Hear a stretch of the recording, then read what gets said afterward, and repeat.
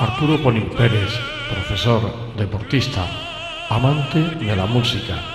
Muchas definiciones tendría mi personaje de hoy.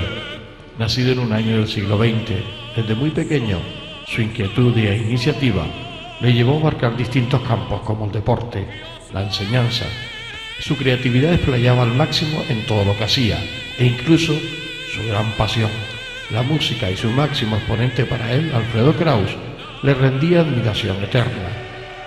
De gran corazón, pronto dejaría la empresa familiar heredada de su padre para dedicarse a lo que él más anhelaba, enseñar, inculcar a las jóvenes generaciones el amor por el deporte, por la cultura y, por qué no, por el ser humano.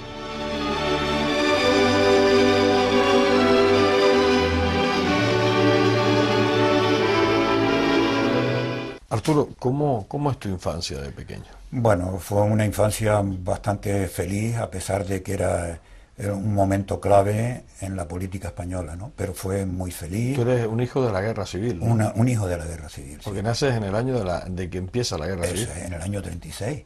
Ahí empecé y, claro... ¿Cómo son tus recuerdos de aquella época, bueno, de pequeño? Mis recuerdos, yo creo que tengo recuerdos desde los 3 años, porque vivía en Triana 35, y allí era donde estaba la Pepa, ¿no? El famoso tren que nos llevaba al puerto cuando íbamos al colegio alemán, pues ya con 4 o 5 años íbamos al colegio alemán por 10 céntimos. Y eso era extraordinario. Además, montarse en la Pepa, montarse en el tren, era una gozada tremenda, tremenda. Eso era los chiquillos es que nos gustaba ir. Incluso ir con los padres, y mi padre me acuerdo que me llevaba al estadio Pepe Goncalves, en el puerto de la Luz, y a ver los Marinos Victoria, y teníamos que ir hasta el Parque Santa Catalina. Allí se cogía una falúa y nos llevaba hasta el estadio Pepe Goncalves. Y allí vimos muchas, pero eso son anécdotas extraordinarias. Eso de terminar el trayecto de un tren y montarse en un barquito. Y claro, ahí moviéndose, todo lleno por completo, como un cayuco hoy en día. Así íbamos todos al estadio, ¿no? Pero son épocas extraordinarias. Épocas que yo creo que en nuestra infancia de hoy, los infantes de hoy, no pueden tenerla tan bonita como la que tuve yo, por ejemplo. Tus juegos eran en una zona de Las Palmas, en la zona Triana, sí, el Parque San Telmo. Eso es. Porque tú después te mudas a 1 de Mayo. Me mudo a 1 de Mayo, pero primero viví bastante tiempo en Triana, y entonces, claro, el Parque San Telmo, nos poníamos, me acuerdo, en las cloacas, uno enfrente de otro, los amigos, y nos eliminábamos. El que metía la chapa por la cloaca, ese perdía, era un gol, y había que ponerse otro para parar o no parar, y así jugábamos. Y llevaba un buen surtido de chapas. Oh, un buen surtido de chapas, las chapas que también jugábamos al fútbol con las chapas, con unos boliches, y jugábamos, teníamos nuestros equipos, y después en el Parque San Telmo también jugábamos al fútbol, pero ya con las chapas del betún. Las tallábamos un poquito y de entonces jugábamos donde estaba la arena del Parque San Telmo. Que ya no existe. Que ya no existe, era detrás de la iglesia mismo, ya no existe eso, ¿no? El Parque San Telmo era con picón. Claro. Y ahí no...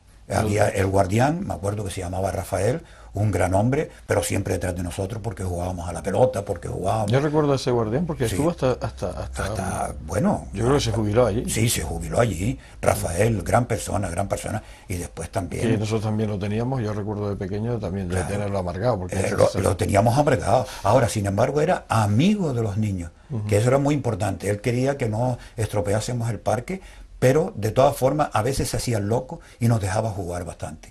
Él lo que no quería que se metiesen en los paterres. Eso es lo que no quería. El parterre ni hablar. Ahí no se metan, no se metan. Y también me acuerdo del famoso guardia alto Juan Pintona, que cuando jugábamos al fútbol ya estaba el guardia también. Cuando no estaba Rafael estaba el guardia, ¿no? Y claro, eran tiempos extraordinarios, ¿no? Ni multas ni nada, sino solamente era por quitarnos la pelota y después no la devolvía. A la hora, tomen la pelota, mis niños, tomen la pelota. Y nada, ni denuncias ni nada.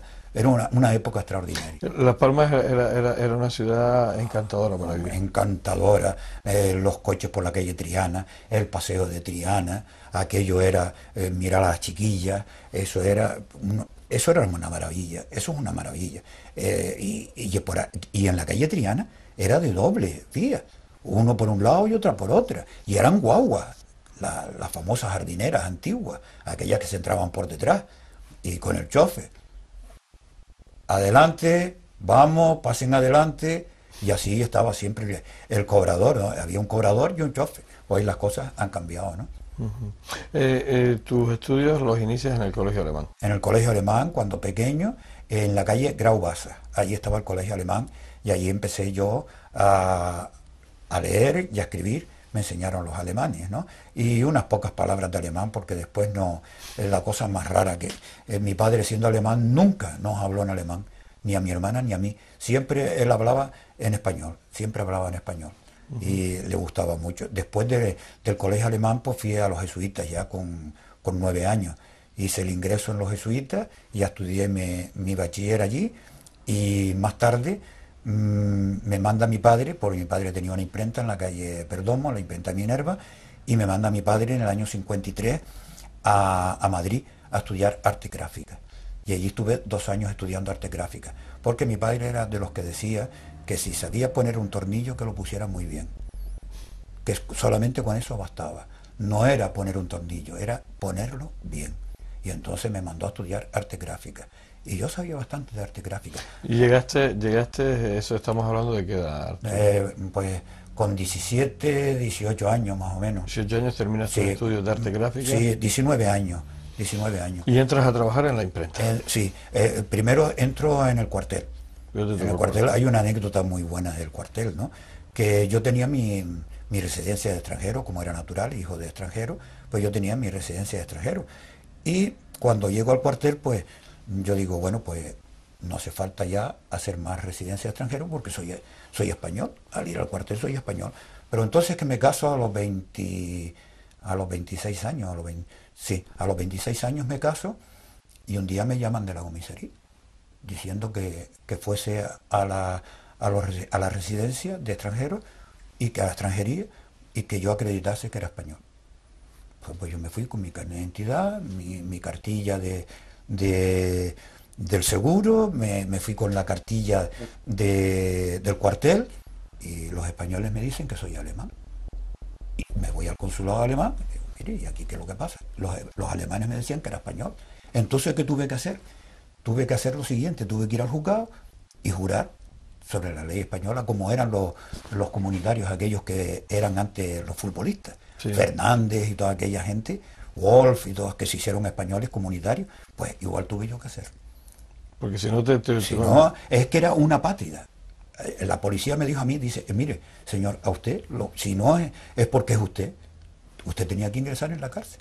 Es apátrida, no tiene patria. Y claro, mi padre lo que quería que yo fuese alemán, pero yo no. Yo siempre pensé en español. Aunque tengo mi media vena alemana, como es natural, pero siempre pensé en español, ¿no? Y eso de que te hicieran alemán, no, como que no... Sí, bueno, a lo mejor lo de alemán me salió porque tuve 3 hijas que nacieron todas el mismo día, el 22 de abril. Una nació el jueves a las 11, la segunda un viernes a las 12 y la tercera un sábado a la 1. Pero todas tuvieron que ser 22 de abril. De la primera a la segunda se llevan 1 año y de la segunda a la tercera 6 años, pero todas 22 de abril. Cuando estás en la imprenta, ¿notas que eso no es lo tuyo? No, porque yo hubiese sido siempre un mal patrón, porque yo no podía ver injusticia en los trabajadores. Yo quería siempre darle más a los trabajadores. Y a mí me gustaba que me mandaran a mí en vez de yo mandar. Yo no sirvo para mandar a las personas. A mí me gusta que todo sea por reflexión, que todo sea por convencimiento, todas las cosas que yo he hablado, incluso cuando ya fui maestro, con los niños era convencimiento, que yo convenciera con mis palabras y no que yo impusiera las cosas y que no me hubiesen ya estar dadas las cosas, sino que yo pudiera entablar una conversación con una persona y decirle, usted está ganando poco, pero yo le voy a dar más. Y yo siempre le daba a todos mis empleados, le daba más de lo que ganaban ellos. O sea que no iba a hacer negocio. No, no podía hacer negocio, entonces vi que no podía hacerlo. No podía Porque hacer. tú llegas en un determinado momento cuando tu Sí, padre que desaparece ya- de llevarle el control de la Eso empresa. es, de llevar el control, y entonces ya, como era con mi hermana también, mi hermana vive en Venezuela, entonces le dije, mira, yo voy a dejar la imprenta, yo tengo un buen empleo con el Corazón de María, el Claret, y yo me voy a dar clase de educación física, y mira, lo dejo, y así fue. Porque tú antes cuando empezabas en la imprenta, te casas y decides seguir estudiando. Decido seguir estudiando ya con 30 y pocos, 33, 34, 35 años. Ya quiero ser profesor de educación física, ya quiero ser monitor nacional polideportivo, me voy a cursos a Madrid incluso, al INEF, y ya también digo, bueno, pues si hago esto, lo mejor es hacer magisterio, y hice magisterio ya de mayor. Y lo pasé muy bien porque creo que tengo la satisfacción de que di mis experiencias y mis vivencias a todos los alumnos jóvenes que siempre me iban a pedir a mí, como mayor que era de ellos, me iban a pedir a mí consejos siempre. Ujú. Tu relación con el deporte se inicia desde muy temprano, ¿no? Sí, desde muy temprano, desde pequeño, como te dije antes, empecé jugando al fútbol y después ya comencé a hacer baloncesto. Y entonces hay una anécdota muy buena que entrenando al preparador físico del equipo baloncesto El Rayo era don Jesús Telo Núñez, que era capitán en aquel tiempo.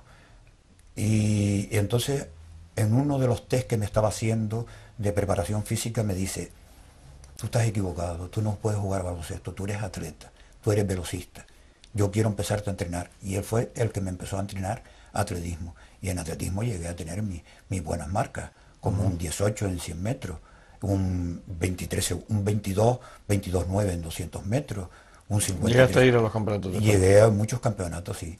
A Madrid, a San Sebastián, a La Coruña, Santander, Valencia. Me recorrí media España, sí. Me recorrí media España. ¿Y cómo era el deporte de aquella época? Era Bueno, otra historia, ¿no? era otra historia. Bueno, pagábamos por hacer un deporte, no como ahora. Yo ayer estoy recordando, ayer estuve en un centro comercial y vi a un padre con un niño y las botas del niño, por lo que veo jugar al fútbol, las botas del niño eran algo extraordinario, que yo decía, este niño le quito ya las botas y juega descalzo. Porque primero se jugaba descalzo y era el toque de balón. Claro, le ponen unas botas a ese niño dentro de unos años, ese pie se tiene que estar mal porque está pisando mal y todavía no está hecho el niño. Así que lo mejor es que ese niño no juegue al fútbol con zapatos de fútbol, que juegue descalzo, que juegue con playera, que juegue con un material adecuado, ¿no? Claro que es importante, ¿no? Hombre, y tanto. Yo me acuerdo de las primeras zapatillas. Bueno, primero corríamos con playeras y después las zapatillas eran aquellas de tacos largos, de lado, que eran como si fuesen futbolistas. Y esos eran los primeros zapatillas que hubieron aquí en Las Palmas. Matoso, creo que se llamaban, de la casa Matoso. Era en pista de ceniza. Bueno, la pista Martín Freire de ceniza nada. Eso cogieron a un barco, le cogieron todo el hollín que tenía el barco y lo metieron en la pista de atletismo, que tenía sus socavones, no eran baches sino socavones. Y claro, los que corríamos sabíamos por dónde teníamos que correr, por el lado donde no hubiese, Para no caerte, para no meterle el pie. Y las lesiones eran fáciles de coger, ¿no? Pero era otra cosa el deporte, era amar el deporte. Hoy se ama porque hay dinero y con vista a ganar un día el dinero. Que el niño no piense que tiene que ganar dinero. El niño ganará dinero si vale, si no vale, pues no. Hay que saber hasta dónde puede llegar la persona, pero en todos sus aspectos, desde los estudios, el padre tiene que saber el límite de ese niño y nunca decir, mi hijo es muy inteligente, porque de repente no lo es. Vamos a ver hasta dónde llega. Mi niño no sirve para estudiar. Ojo, hay niños que no sirven a estudiar de pequeños y cuando son mayores son lumbreras. Así que hay que saber los límites de las personas y cuándo también desarrollan su inteligencia. Y en el deporte es inteligencia cerebro. No es decirle, le doy una pelota y ya está. No, es cerebro. Y hay que estar muy psicológicamente, muy bien preparado. Eso creo yo que era...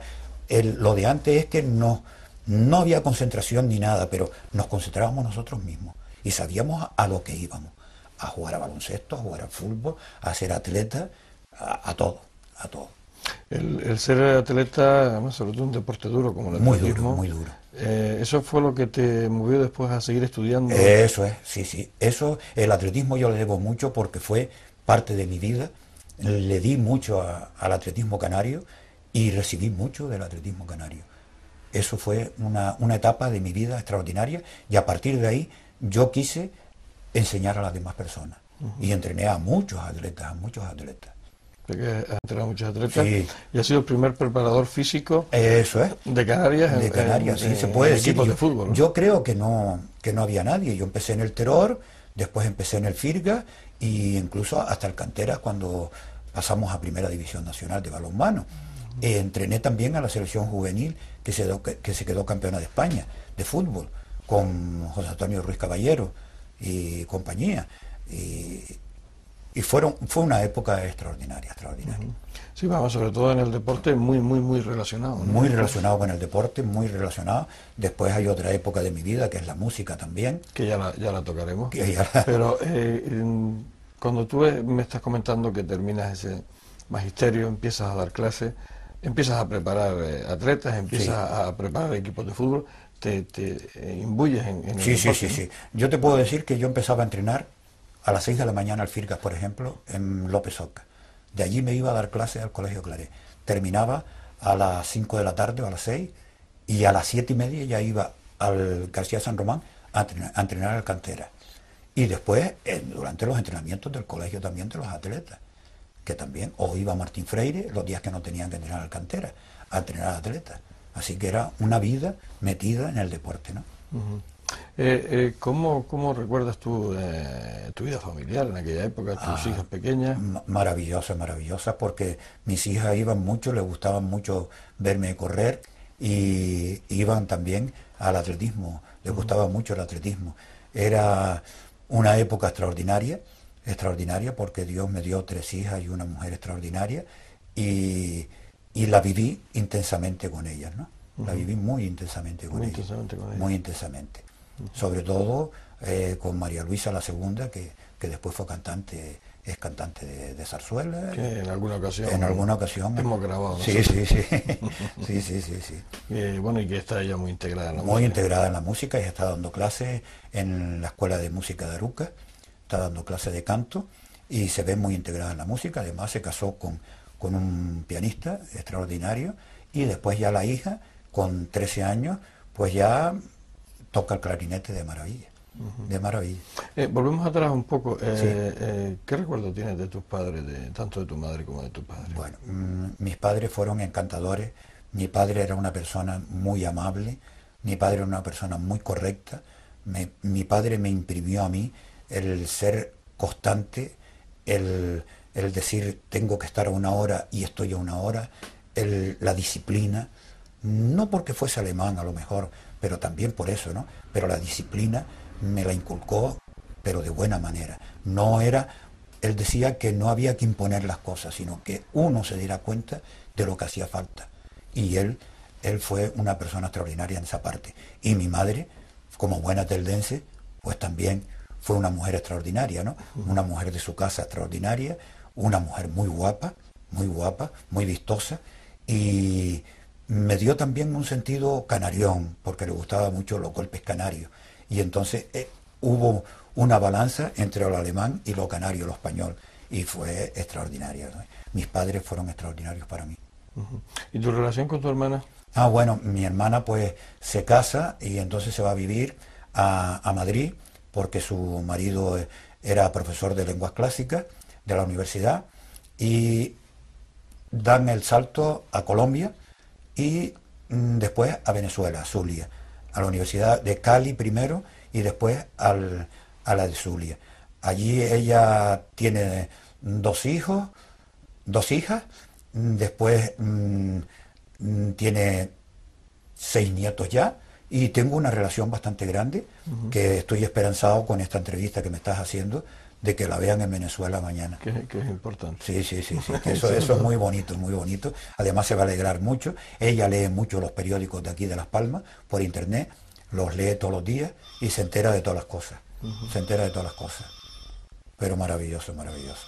Mi hermano es una persona extraordinaria, mi hermana es muy alemana también, sí, es una persona muy recta y extraordinaria.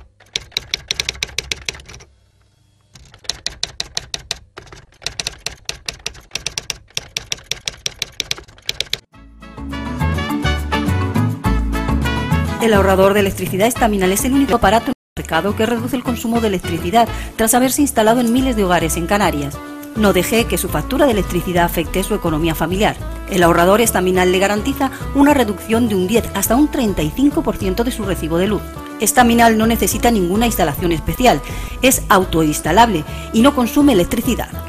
Diga basta al excesivo consumo de electricidad y llámenos al 928-481-249. Reduzca hasta un 35% de su factura de electricidad. Estaminal, su seguro de ahorro. Uriarte Asociados, la firma de abogados con más resolución de casos favorables en Canarias, te ofrece los servicios de asesoría laboral, despidos, contratos, conciliaciones.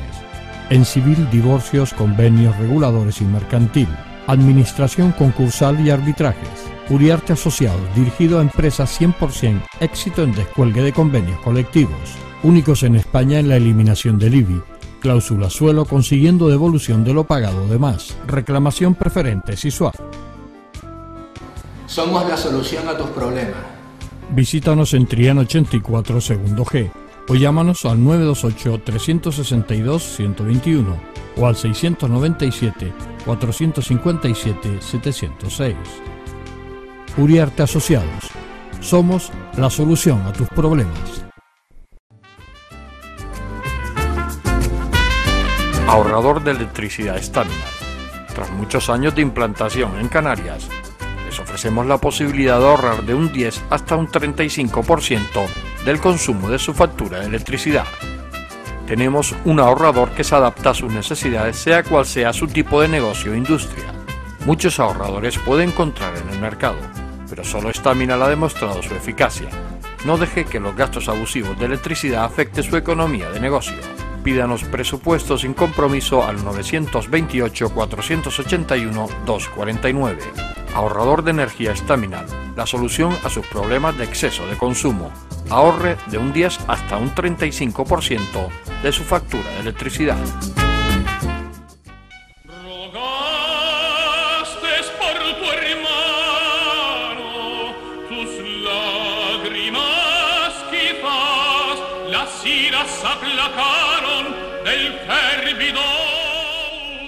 Poco a poco va transcurriendo la entrevista con Arturo. Sus ojos se iluminan al ir desgranando sus vivencias y yo mismo empiezo a emocionarme por esa manera de transmitir, de transportarme con inmensa facilidad a cada minuto de su vida. En su relato no hay rencor, ni siquiera decepción. Todo es ilusionante, a pesar de los malos tragos que le ha hecho pasar la vida últimamente.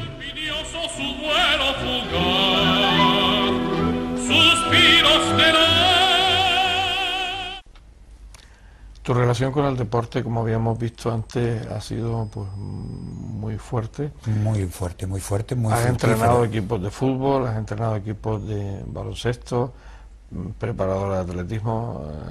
¿Te ha faltado algo, Arturo? Bueno, no, me faltó ser a lo mejor internacional, aunque fui contra Marruecos internacional, pero también me faltó a lo mejor una olimpiada. Me hubiera gustado ser atleta de una olimpiada, pero claro, las condiciones no eran las propicias. Hay que ver que yo entrenaba por correspondencia. A mí me entrenaba Campra por correspondencia, y entonces me mandaba todos los meses lo que tenía que hacer en el mes, y después yo le decía qué marcas había conseguido, cómo estaba entrenando, y él me mandaba después el sistema de entrenamiento que tenía que hacer. Porque no había entrenadores. No había entrenadores, porque los dos primeros entrenadores que hubo en Las Palmas fue Juan Jiménez Martín y yo. Fuimos los primeros entrenadores nacionales que tuvo el atletismo canario. Sí. Y durante mucho tiempo los dos, ¿no? Mucho tiempo, éramos sesión continua en Martín Freire, a lo mejor entrábamos a las 4 de la tarde, a las 5 de la tarde y salíamos a las 9 de la noche. Eso no era ni bien pagado, ¿no? Nada, no era pagado, es que no era pagado. Es que no se pagaba. No se pagaba, no había dinero para eso, no, que va. Lo único que teníamos bueno es que viajábamos muy bien, porque por lo menos nos llevaban una semana antes, no como ahora que salen el día anterior, corren y al día siguiente se vienen para Las Palmas. No. Nosotros íbamos a la península una semana antes, entrenábamos allí y volvíamos después pero sin prisa. Y encima veníamos con dinero, porque encima nos pagaban una dieta y veníamos con dinero. Veníamos ir a un campeonato nacional era una gozada, porque venías con dinero en aquella época, claro. Sí, que aunque pueda parecer lo contrario, Claro. se viajaba mejor antes que ahora. Hombre, y tanto. Hombre, que el avión tardaba 6 horas a ir a Madrid, conforme. Pero bueno, 6 horas, pero después tenía la compensación, ¿no? O sea, te daba tiempo a recuperarte. Y tanto. Y teníamos tiempo de, por ejemplo, cuando íbamos en invierno, pues el frío lo notábamos los canarios y nos aclimatábamos bien. Eso era extraordinario. Los viajes de antiguamente, mejores que los de ahora. Yo a veces veo y me dicen, no, porque fuimos en el avión el sábado a las 5 de la tarde. Llegamos a las 9 de la noche, tuvimos que coger un coche, nos plantamos en Murcia, jugamos, vinimos para Madrid y otra vez para Las Palmas. Eso no puede hacerlo un deportista. Un deportista tiene que tener su paz, su tranquilidad y su recuperación. Y esos señores no podían, los equipos de balonmano sobre todo, yo me acuerdo del Cantera, que vivía en esa forma, tenían los viajes, que va, eso es imposible. Eso es imposible. Como el jugador no recupera, ¿no? No, que va, eso no se puede recuperar, primero por la cosa psicológica, primero por la ambientación que tiene que tener al clima, las comidas, el agua, todo eso influye mucho. Mucho.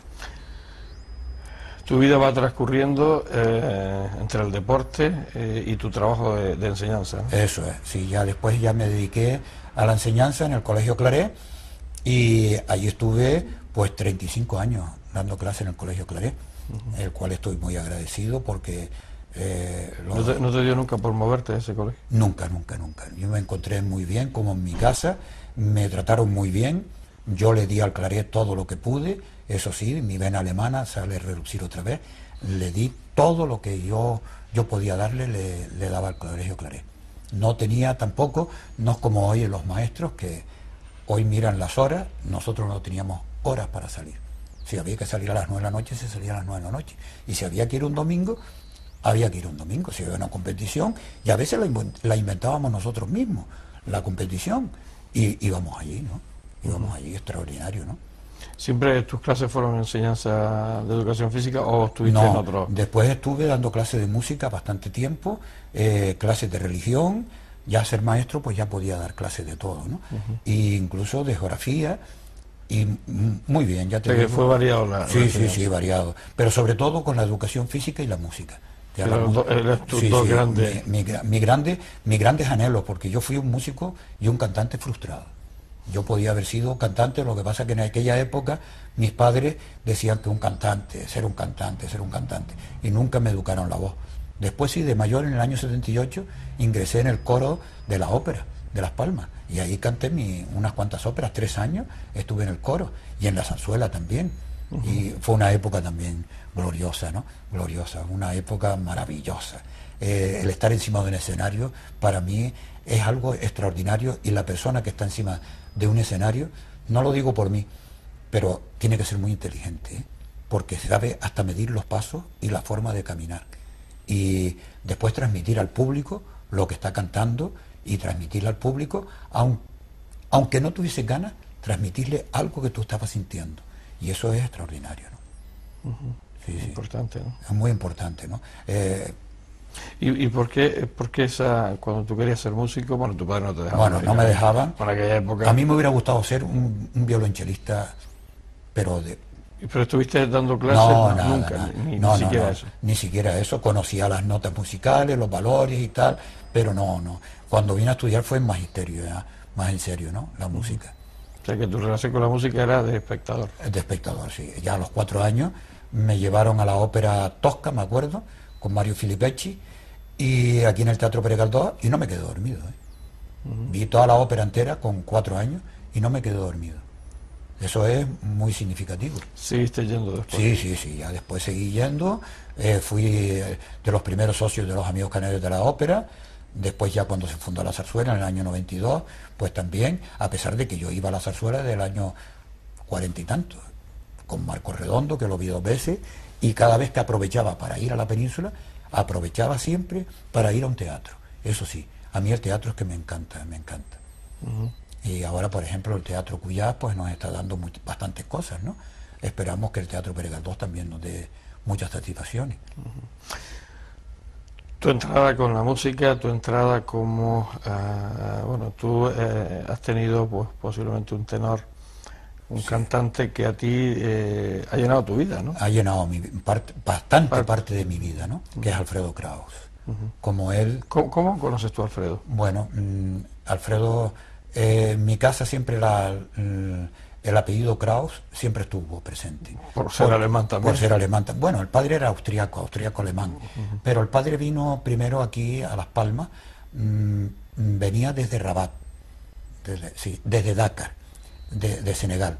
Venía aquí bastantes veces a Las Palmas y ahí se enamoró de una canaria, que era doña Josefa Trujillo, y entonces tuvieron 4 hijos, que siempre dice la gente que fueron 3 hijos los Kraus, pero fueron 4. Lo que pasa es que Genoveva murió y entonces se quedaron los 3. Pero al venir mi padre de Alemania, el barco, porque iba camino de la India a montar unas máquinas de imprenta, el barco se estropeó, fondeó en el puerto de la Luz y de Las Palmas, y en esta llegada a Las Palmas conoce a don Otto Kraus, y don Otto le ofrece un trabajo en el periódico La Provincia como primer maquinista de la Marinoni, me parece que se llamaba. Sí, eran unas rotativas enormes. Y entonces mi padre se enamora, va a Telde, se enamora de una teldense con mi madre, y ahí empieza todo con la familia Kraus. Entonces mi padre siempre que oía a Kraus cantando, todavía como estudiante, que nos íbamos al Colegio Corazón de María a oírlo cantar en las misas, y decía siempre, ese será un gran tenor. A mi padre le gustaba mucho la música, y creo que una tía o una abuela de mi padre cantaba en los coros en Leipzig, en Alemania. Sí, y de ahí viene mi gran atracción, no fanatismo, porque no soy fans. A Alfredo no le gustaba eso de la palabra fans. Yo soy un admirador del gran maestro Alfredo Kraus, el gran canario más universal que ha habido. ¿Llegas a tener relación con él? Sí, bastante, sí. ¿Pero de chico o ya de mayor? Ya de mayor, sí, ya de mayor. Porque de joven no coincidieron. No coincidimos, aunque yo iba a escucharlo y vi todas sus actuaciones, las primeras actuaciones que tuvo aquí, que vino con una compañía italiana, y entonces ya tenía yo mi relación con él, y me acuerdo de pedirle autógrafos y ya habrán visto la habitación que tengo consagrada a él, ¿no? Por supuesto. Y es que tengo de él todo lo que hay en el mundo. ¿Y creas la asociación Amigos Alfredo Kraus? Sí. ¿En qué año? Creamos esta asociación en el año 2004, sí, hace unos 3 años que fundamos esta asociación, viendo la necesidad de que el pueblo canario tenía que conocer, sobre todo la juventud, los niños. Para eso damos las charlas en los colegios, la asociación, y damos charlas en los colegios para que el niño nunca olvide que hubo un gran canario universal, que fue el mejor tenor del mundo del siglo XX, y que ese fue Alfredo Kraus. En España se le reconoció tanto, porque yo siempre vi un poco manejado, sobre todo a niveles mediáticos, a niveles de medios, otros tenores, sí. Y a lo mejor a Alfredo no se le reconoció en España, por lo menos a nivel popular, a nivel de televisiones, tal, sí. la grandeza de este tenor. No se le reconoció del todo, aunque tenía donde él cantaba, siempre tenía sus personas que iban detrás de él. Muchos canarios incluso fueron a Nueva York a oírle cantar, y en la península yo fui, por ejemplo, a Barcelona a oírle una Lucrecia Borgia, en Madrid también, y muchos canarios iban a la península. y además gustaba al público en Madrid, que el público de Madrid no paraba de aplaudir. Igualmente en Barcelona, en Bilbao, donde él cantaba, arrasaba con todos los públicos, ¿no? Ahora, que después los medios no fueron con él como tenían que haber sido. Tampoco él era una persona que le gustaba el darse, ¿no? Sino él decía que todo había que conseguirlo en el escenario. Aunque él era una persona, ahí dice, era inaccesible. Mentira. Alfredo era una persona muy accesible. Se le iba y hablando, ahora lo que pasa es que no le gustaba ir por la calle diciendo adiós a todo el mundo. Dice, yo digo adiós al que me conoce. Al que no me conoce, no le digo adiós. Eso era lo que pasaba con Alfredo. Y entonces la gente se quedaba así un poco, porque estaban acostumbrados a otros tenores muy famosos, a que iban por la calle diciendo adiós sin que nadie dijera nada. Esa afición tuya por la música, esa afición tuya por la ópera, por la zarzuela, ha llenado la última parte de tu vida, ¿no? Sí. Esa la ha llenado bastante, ¿no? Bastante, porque ha sido parte de mi vida, ¿no? Y actualmente yo soy vicepresidente segundo de los Amigos Canarios de la Zarzuela también. Ahí colaboro bastante y creo que es una asociación muy buena, los Amigos Canarios de la Zarzuela, ¿no? Además, con buena actividad, con ¿no? buena actividad, con mucho sacrificio y con mucho trabajo, pero sacamos las temporadas lo más decoroso que se puede hacer, ¿no? Sobre todo no tiene nada que envidiar a ninguna. No. Yo he visto zarzuelas en la península que las ponemos aquí y el público nos mata. Bueno, nos tiran al mar. Si hace falta nos tiran al mar. Yo he visto en Madrid, además en teatros buenos, que las producciones que nosotros ponemos aquí, le dan 100 vueltas en Madrid a cualquiera. Y en Barcelona igual. Prueba de ello que todos los cantantes de zarzuela quieren venir a Las Palmas a cantar. Claro, aquí se encuentran con un teatro en condiciones, se encuentran con unos decorados muy buenos, se encuentran con unos trajes muy buenos y nada más. Y yo creo que es lo principal de un cantante. Que pueden venir mejores figuras, pues entonces puede ser que sí, pero es lo que tenemos. Haciendo un balance de tu vida deportiva, de tu vida musical, de tu vida laboral, ¿con qué te quedas? ¿Qué es lo que más te ha llenado? Bueno, yo me quedo con... ¿O te llena todo? Me llena todo. Todo lo que hago en la vida me llena. Para mí todo el día a día es un llenar el corazón de las cosas que hago. El hacer el bien a las demás personas, el ser solidario, y es lo más importante que yo creo, ¿no? Pero me quedo con todo lo que he hecho en la vida. A lo mejor con las pequeñeces es con lo más que me quedo, ¿no?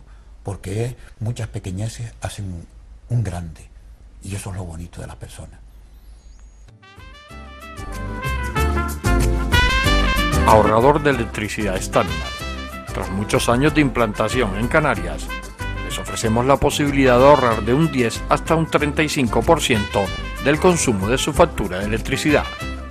Tenemos un ahorrador que se adapta a sus necesidades, sea cual sea su tipo de negocio o industria. Muchos ahorradores puede encontrar en el mercado, pero solo Staminar ha demostrado su eficacia. No deje que los gastos abusivos de electricidad afecten su economía de negocio. Pídanos presupuestos sin compromiso al 921-481-249. Ahorrador de energía Staminar, la solución a sus problemas de exceso de consumo. Ahorre de un 10 hasta un 35% de su factura de electricidad.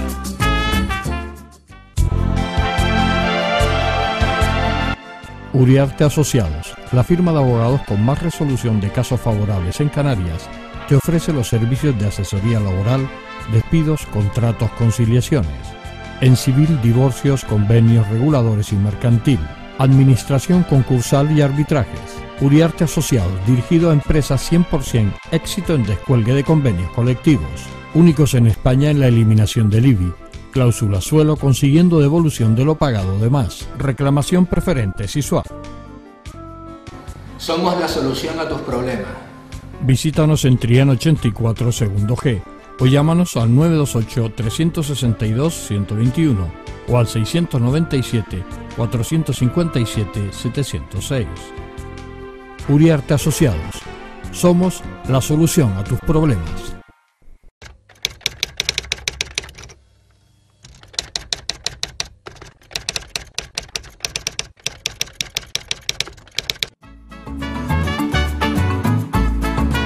El ahorrador de electricidad estaminal es el único aparato en el mercado que reduce el consumo de electricidad tras haberse instalado en miles de hogares en Canarias.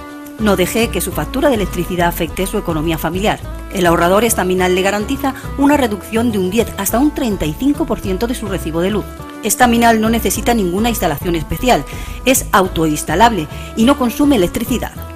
Diga basta al excesivo consumo de electricidad y llámenos al 928-481-249. Reduzca hasta un 35% de su factura de electricidad. Estaminal, su seguro de ahorro.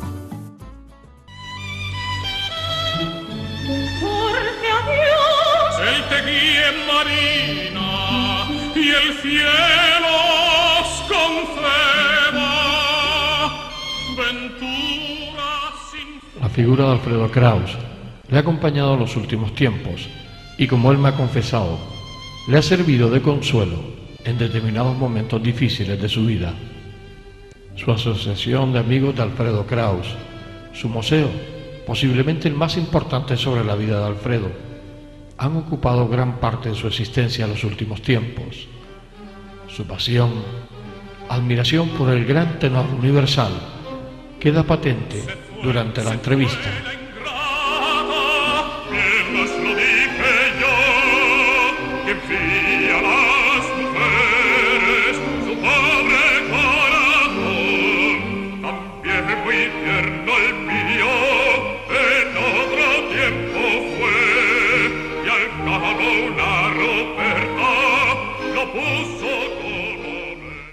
Estuvo 20 y tantos años estudiando canto para poder debutar. Y hoy en día te cogen a un niño de esto y te lo ponen delante, bueno, te lo ponen encima delante de un micro, que cante sin micro. Y entonces se sabe quién es cantante y quién no es cantante. Porque el cantante no es con un micro. Entonces le dices cantador.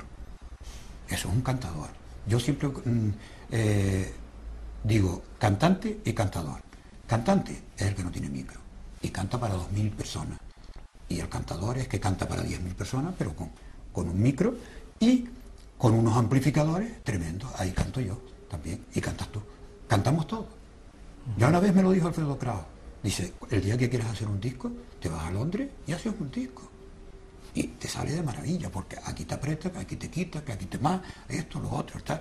Él era contrario, sobre todo, volvemos a Alfredo Kraus, él era contrario a que se comprase sus discos si no fuesen en directo. Dice, compra todo lo que sea directo, porque esa es la verdadera. Ahora, lo de estudio, eso no es verdadero.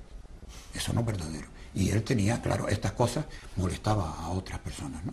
Pero volviendo a lo de antes, me parece muy bien las televisiones locales. Muy bien, porque estás en el ajo, estás en la cosa bonita de la ciudad.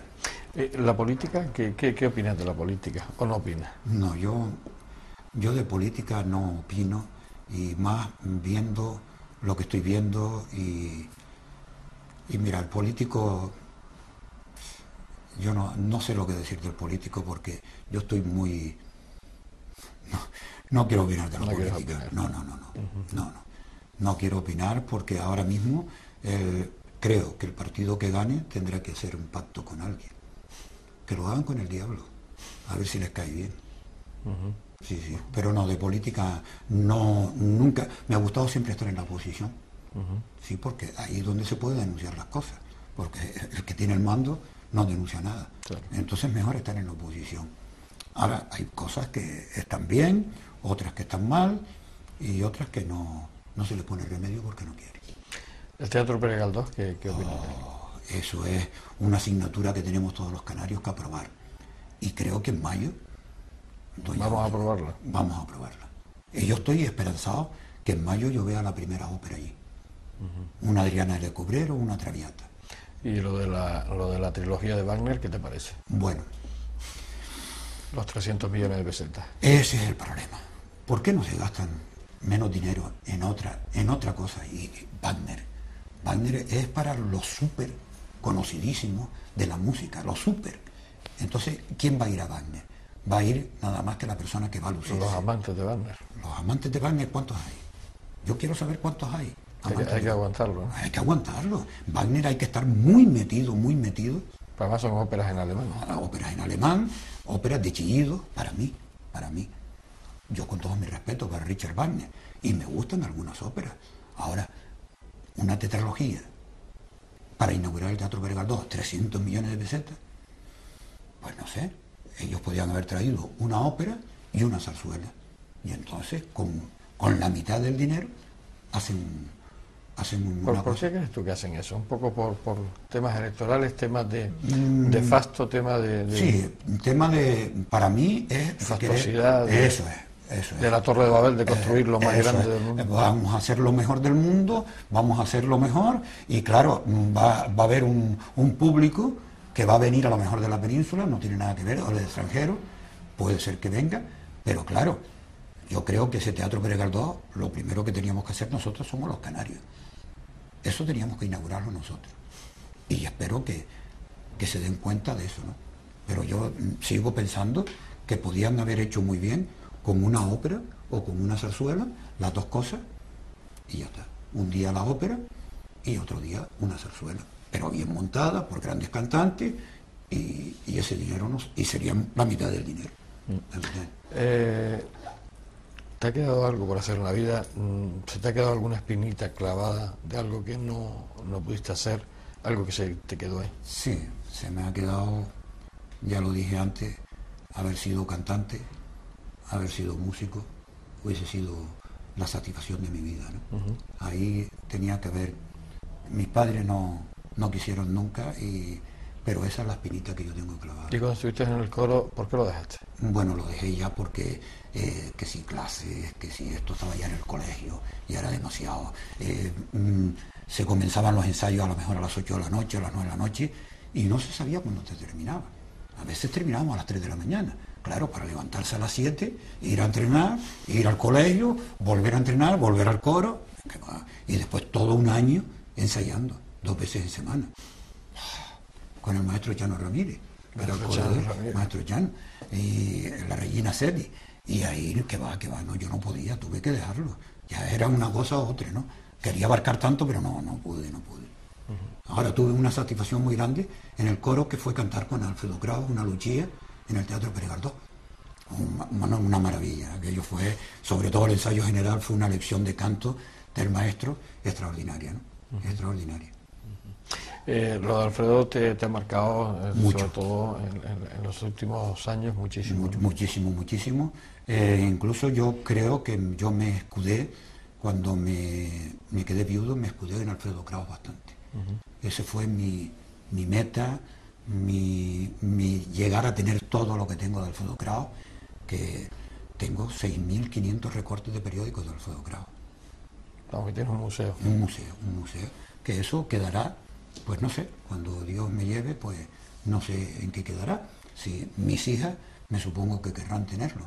Si no, ya les he dicho que lo donen a cualquier entidad, o un museo canario, o ya veremos a ver lo que se hace. ¿Cómo te gustaría que fueras recordado? Pues a mí me gustaría que fuese recordado como una buena persona. Como una buena persona, que fui amigo de todos, y que amé mucho y que quise mucho a las personas. Eso es lo que yo quiero que me recuerden, siempre. Importante. Esa es mi meta principal. Y si pudiera poner un epitafio, diría: aquí yace un hombre que supo amar. El amor para ti es importante. Eso es lo más importante que hay. El querer, el amar, el introducirse dentro del corazón de la otra persona, el dejarte entrar a ti, a tu corazón, la otra persona, eso es lo más maravilloso que hay. El querer a una hija, el querer a una novia, el querer a una mujer, el querer, incluso el querer a un cuadro. Eso es maravilloso. Que tú te enamores de un cuadro, es que llegas a enamorarte de cualquier cosa, de un libro, yo qué sé, todo es amor. En esta vida todo es amor. ¿Y existe en estos tiempos de hoy el amor? Bueno. Digo, en general. En general, yo creo que no existe, pero hay personas que saben amar. Hay personas que saben amar. Yo tengo mis amistades que saben querer a las personas. Sí. Amigos pocos, ¿no? Amigos pocos, pero bueno, amigos. Si tengo algún defecto es que me dejo llevar mucho por los amigos. Me gusta mucho que la gente me aprecie, y entonces me dejo guiar un poquito por los amigos. ¿Eso es bueno o es malo? Eso es bueno y es malo. Es bueno cuando das con la persona adecuada y es malo cuando ves tú que todo es por un interés. El quererte dar la vuelta. Entonces te das cuenta y dices, aquí ya paro, aquí paro. Por ejemplo, ayer tuve una cena extraordinaria con los compañeros del colegio, de los jesuitas, cuando nos estudiamos el bachiller juntos, los niños de la guerra le llamamos, y tuvimos una cena y allí nos reunimos con las esposas y todo, unas 25 personas. Y fue una noche agradable. Entonces eso, el recordar los tiempos pasados, eso es amor también. El querer algo, volvemos a lo mismo de antes, el querer a una persona. Por ejemplo, yo a ti te tengo que querer, porque estás colaborando conmigo en un bien para la sociedad, creo yo. Y este es el mensaje que a mí me gusta dar a las personas, que cuando yo le hable a alguien, le dé un mensaje, no que vaya por las ramas, no, sino que lleves un mensaje a las demás personas. Y mejor mensaje que en esta Navidad es que nos queramos los unos a los otros. Esto es lo más maravilloso que hay. Has borrado mucho de la lista de amigos, de tu nómina de amigos. ¿Has tenido que borrar mucho a través de tu vida? No. ¿Te ha llevado alguna decepción de ellos? Bueno, sí, alguna, sí, como es natural. Se tiene que llevar uno alguna decepción porque siempre hay cosas buenas y hay cosas malas, ¿no? Pero bueno, si piensas en positivo, todo está bien. De repente, a los que he borrado, de repente, si a lo mejor pudiera hablar con ellos y decir qué pasó, de repente no los hubiese borrado. Pero como se han distanciado, entonces ya es señal de que yo no caigo bien. Y no hay que forzar las cosas, ¿no? ¿Tienes muchos enemigos o más amigos que enemigos? No, tengo muchos más amigos que enemigos. Enemigos no tengo a nadie. No hay ningún enemigo en este mundo. No eso es importante, ¿no? Eso es muy importante. Por lo menos poderlo decir, ¿no? Sí. Sobre todo en estos tiempos yo no tengo enemigos ninguno. Eso lo tengo claro. No. Y yo no soy enemigo de nadie. Tampoco. Que os